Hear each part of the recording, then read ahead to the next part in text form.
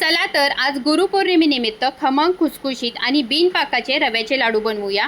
मिक्सरच्या भांड्यामध्ये अर्धी वाटी साखर आणि 2-3 वेलची घालून पावडर करून घेतली। कढईमध्ये 1 चमचा तूप घातलं, बदामचे काप आणि किशमिश परतून घेतले।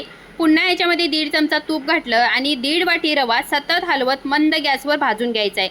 रवा जास्त लाल देखील करायचा नाही आणि कच्चा देखील ठेवायचा नाही। रवा भाजत आल्यानंतर अर्धी वाटी दूध घ्यायचं आणि 2-2 चमचे करत सतत याच्यामध्ये घालत हलवून घ्यायचं आणि रवा भाजायचा आहे। असं केल्याने रव्यामध्ये गाठी होत नाहीत आणि रवा चांगला फुलला जातो। रवा भाजून झाल्यावर ड्रायफ्रूटचे तुकडे मिक्स करायचे आहेत आणि कढईमधून हा रवा बाजूला काढून घ्यायचा आहे। रवा गरम असतानाच याच्यामध्ये बारीक केलेली साखर घालायची आणि हाताने मिक्स करून घ्यायची। चांगल्या हाताने मिक्स केल्यानंतर ह्याचे लाडू वळून घ्यायचे आहेत। हे लाडू 8 ते 10 दिवस चांगले टिकतात आणि खमंग असे खुसखुशीत होतात। जर पाक चुकतो म्हणून रव्याचे लाडू करत नसाल तर हे लाडू नक्की ट्राय करा आणि रेसिपी आवडल्यास चॅनलला सबस्क्राईब